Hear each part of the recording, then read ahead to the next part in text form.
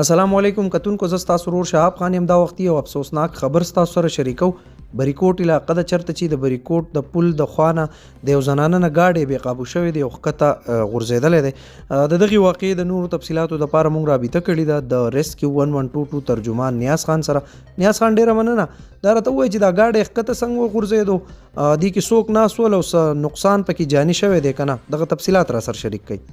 جی وعلیکم السلام. بالکل شهاب الدین صاحب دا یو ټریفیکي پیښه مخې ته راغله چې تعلق یې د بریکوټ سره دی. د بریکوټ بازار نه مخکې کوم پل چې دی په هغې کې چې دی یو تیز رفتار ویډز ګاډی چې دی هغه بې قابو شوی او بیا لاندې چې دی هغه غورځېدلی، د کمې په نتیجه کې چې 4 تنه په دغې ګاډي کې موجود زنانه چې وي هغه زخمیانې وي. اطلاع ریسکیو 1122 سوات کنټرول روم ته ملو شوه، نو فوراً د ریسکیو 1122 امبولانس او میډیکل ټیم چې دی دغې موقع طرف ته لاړل.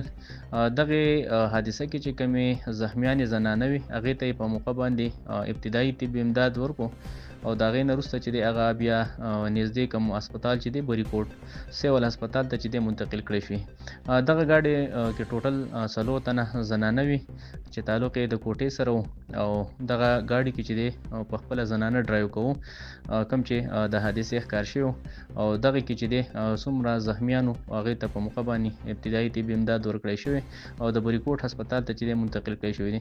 داسې سیریس دغه په هغې کې کیجوالټیز په هغې کې نه دي راغلي، ماینر او وړه انجریز راغلي چې د هغې په وجه باندې په موقع باندې هغو ته ابتدایي طبي امداد میلاو شوی دی او په ټایم باندې چې دی هسپتال ته چې دی منتقل کړی شوي دي. جی